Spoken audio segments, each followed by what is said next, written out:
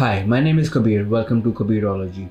In the last two videos, we established something very important that most people spend their whole life learning. We trace back every single society in the Western world, from Freemasons to Templars to Illuminati, back through history to a single source in Babylon, which is the Kabbalah. We trace back Kabbalah to the fusion of Jewish exiles with the Magian heresy in 6th century BC in Babylon.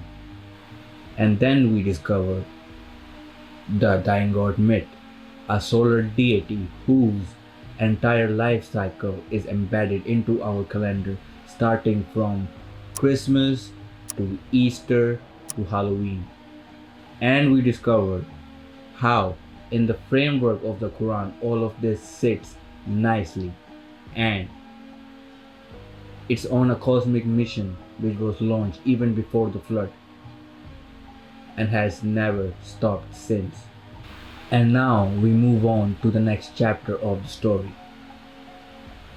This chapter starts with a lie so thoughtfully embedded into the Western culture that it shapes how we think, how we understand ourselves, and how we understand what we call civilization.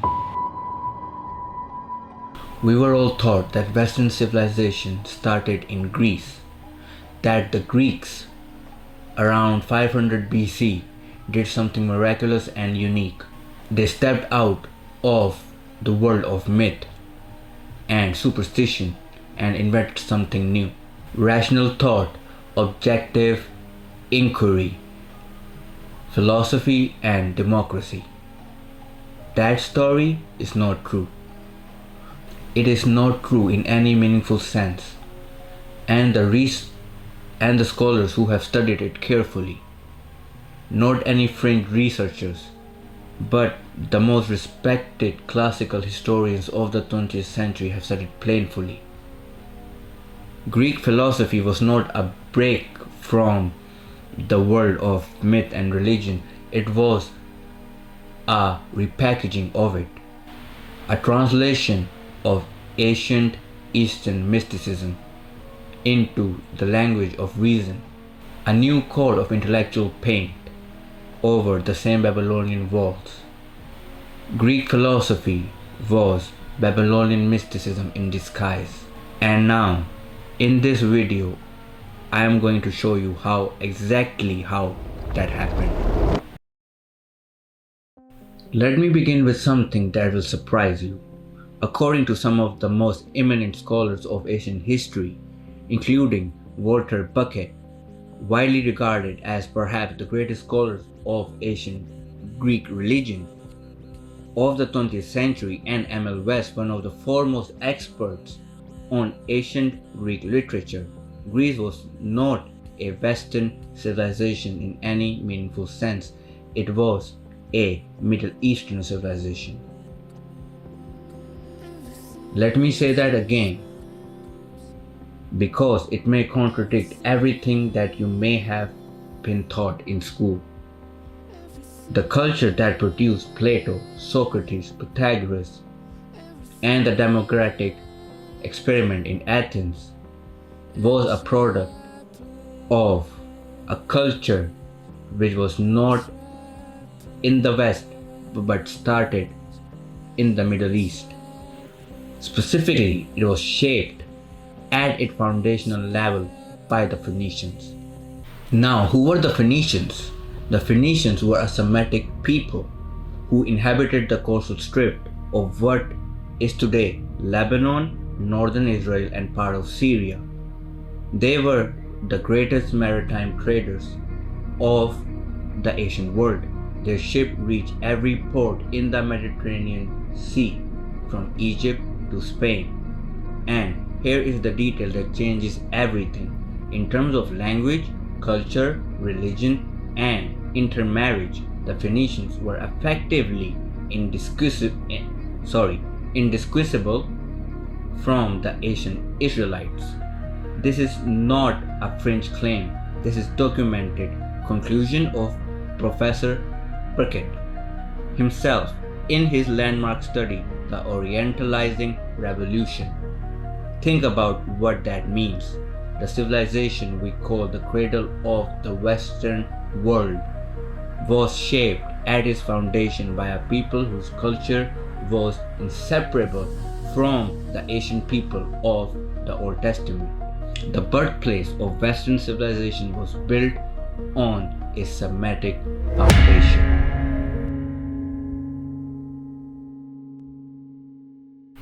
But the Phoenician influence was even deeper than culture and commerce.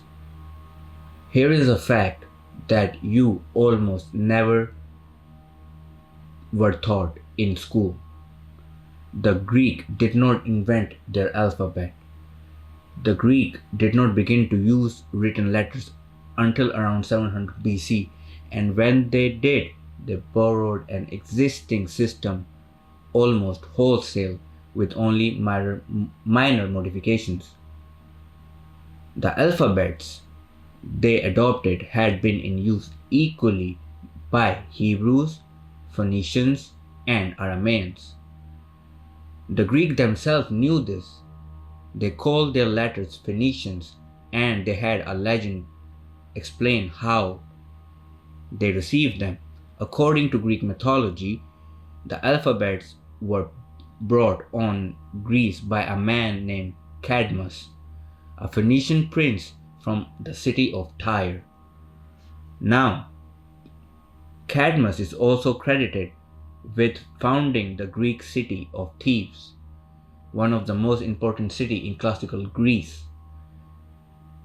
He is the ancestor of some of the famous figures in Greek mythology, and he was, by the Greek own telling, a Phoenician from the coast of what we now know as Lebanon. Now, M.L. West, one of the great authorities on ancient Greek literature, put it in this way.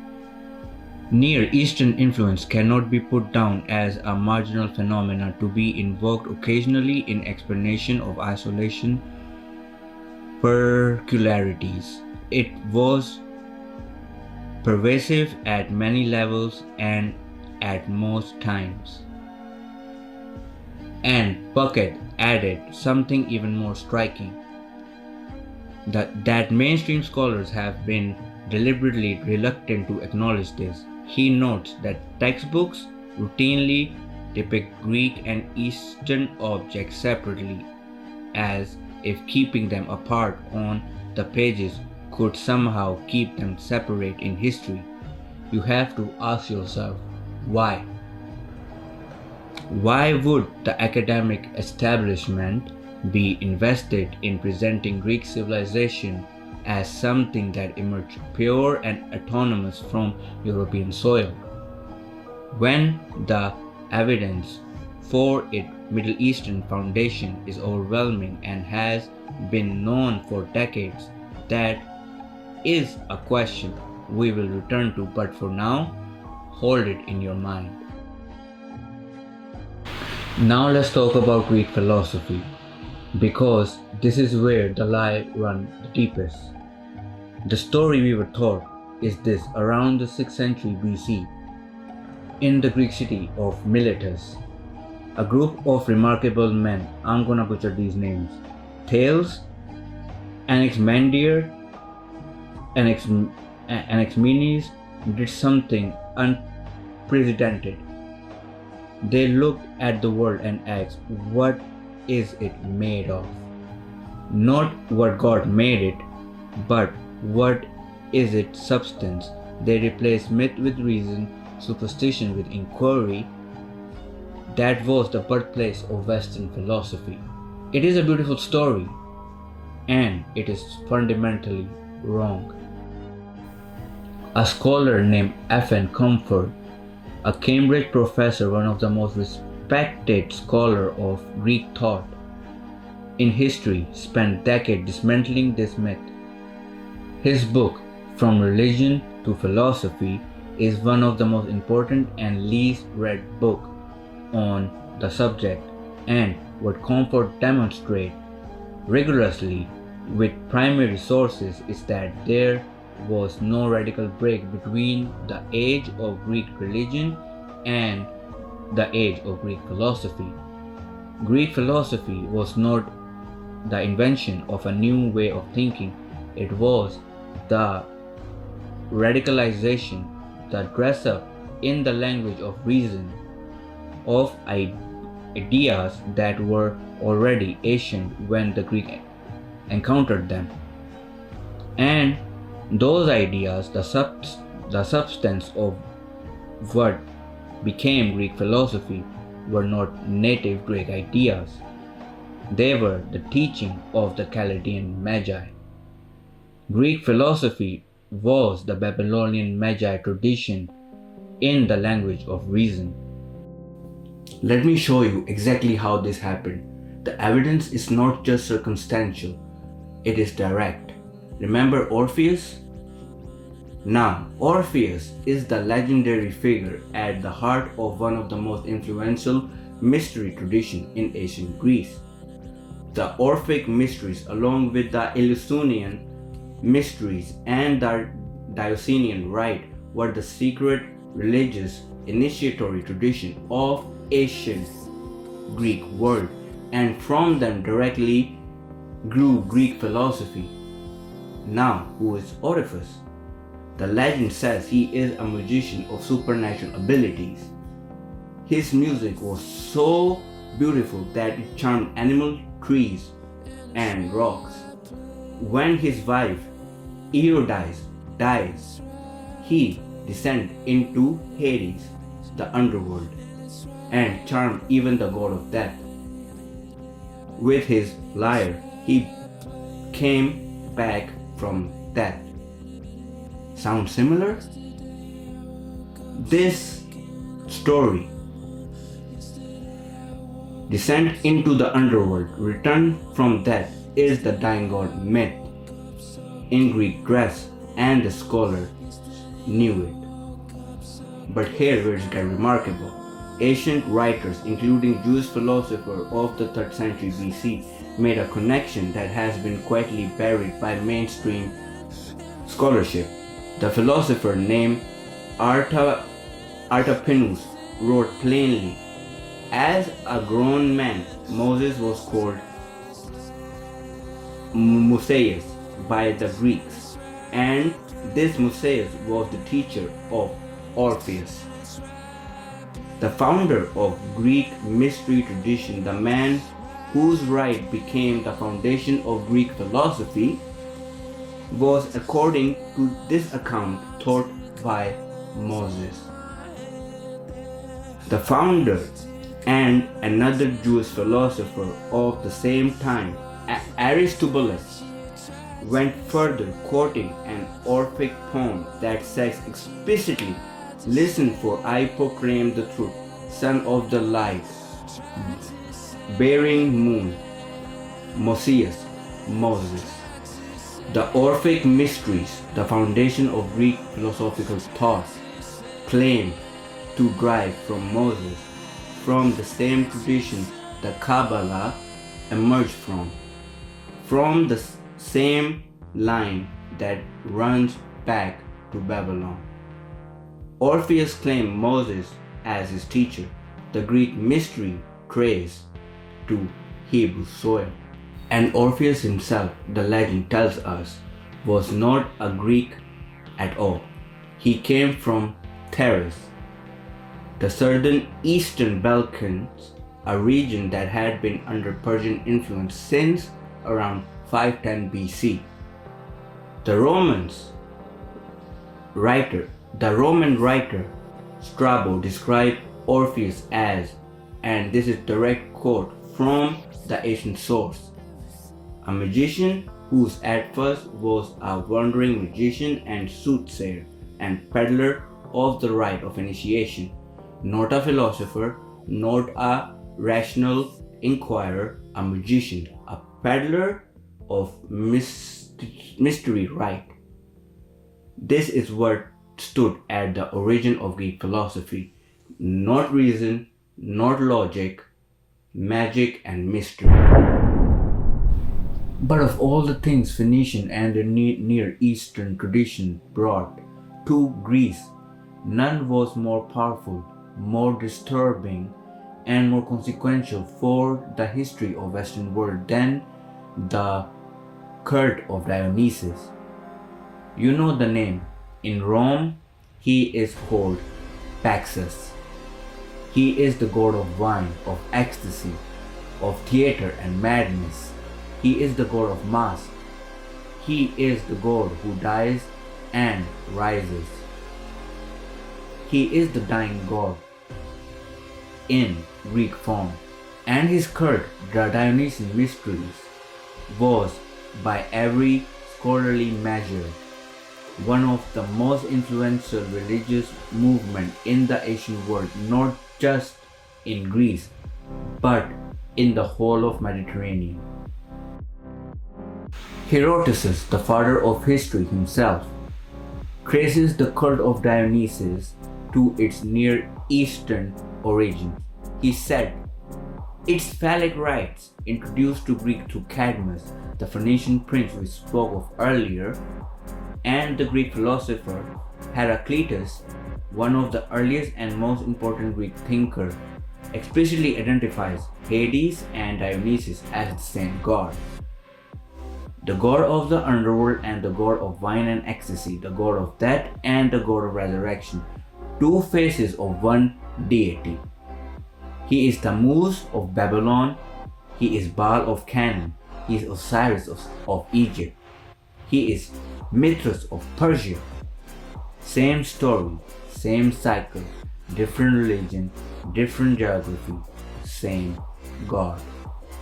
Now let me tell you about the Dionysians rite, because this is where we get our first clear picture of what these mystery traditions actually looks like in practice. The Bacchanalia, the festival of Bacchus, Dionysus in Roman form, was one of the most widespread and celebrated festivals of the ancient world, and one of the most feared. In 1806 BC, the Roman Senate actually banned the Bacchanalia, one of the most dramatic acts of religious superstition in Roman history. And the reason recorded by the historian Livy gives us a window into what these rites actually involve. Livy described the Bacchanalia in such a way, and I want you to pay attention and take note to how specific this is. When wine had inflamed their feeling and night, and the mingling of the sexes and of different ages had extinguished all power of moral judgment, all sorts of corruption began to be practiced. The cult was also a source of supply of false witnesses, false documents, and wills, dealing also in poison and in wholesome murder among devotees. Many such outrages were committed by craft and even more by violence, and the violence was concealed because no cries for help could be heard against the sickering and banging of drums and the clashing of cymbals. This was not a fringe event.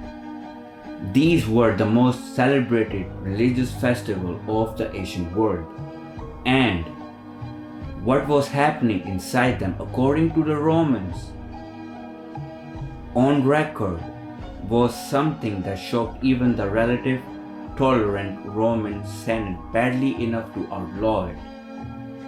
And the Greek philosopher Heraclitus, the same man who equated Hades and Dionysus, spoke of night walkers, magi, bacchantes, and the initiated as the single category, and warned that the secret rite practiced among humans are celebrated in an unholy manner. He knew, and he said so, and almost nobody caught it that part. The most celebrated festival of ancient Greece were described by their own philosopher as unholy. Now, here is the detail that connects Dionysus to the tradition we have been tracing since Babylon. In ancient Phrygia, in what is today central Turkey, where many Jewish communities had settled, the dying god Attis was worshipped alongside Dionysus. And Attis was explicitly identified with Tammuz of Babylon, the original dying god, the one the women of Jerusalem were weeping for in the book of Ezekiel. And the Byzantine scholar named Lydas, writing in 6th century, recorded something remarkable. The Chaldeans called the god Dionysus Io. In the Phoenician tongue, the intelligible light, and he is also called Sabbath, which is the Hebrew word for the Lord of hosts. Dionysus, the Greek god of wine and mystery, was being identified in the ancient world itself with the God of the Hebrew Bible. Dionysus was identified with Yahweh, the God of Old Testament. Now let us begin this, or now let us bring all of this all together, because this is the moment where the dots connect in a way that changes how you see entire Western intellectual tradition. The Orphic mysteries, the Eleusinian mysteries, the Dionysian rite, these were the mystery schools of ancient Greece. They were secretly initiatory tradition. You were inducted gradually into higher and higher level of higher knowledge. And the greatest thinker of ancient Greece, the man we call the founder of ancient philosophy, were initiated of these schools. Plato was initiated into Eleusinian mysteries. Pythagoras founded what was in effect his own mystery school in southern Italy, with degrees of initiation, secret reserved for the inner circle, and the theologic framework that was explicitly derived from Egypt and Eastern sources. And camphor inside the Greek philosophy was the rationalization of these mystery traditions. Mean this, what we call Western philosophy is the mystical content of the ancient god cult reformulated into the language of reason. What we call Western philosophy is an ancient mystery religion in rational dress. Think about Plato's most famous allegory, the cave. Prisoners chained in caves seeing only shadows on the wall. Who mistakes those shadows for reality? A philosopher who escapes ascends to the light, sees the truth form of things, and then returns, changes to try to free others. That allegory at its structural heart is the dying god narrative. Descent, illumination, ascent, return. It is Orpheus descending into Hades and returning. It is Osiris dying and rising. It is the initiatory structure of every mystery school in the ancient world, translated into a philosophical thought experiment. Plato himself says it plainly in the dialogue called Phaedrus. The philosophy is, at its deepest level, a preparation for death, an initiation into the mystery of the soul after the body has dissolved. He is not speaking metaphorically. He has been taught the Eleusinian rite. He knows exactly what he is referring to, and his philosophy is the intellectual framework built on top of those rites. Plato gave the initiatory descent of the mystery school, philosophy, mysticism with a rational vocabulary. Now, where does this tradition come from? Who taught the teachers?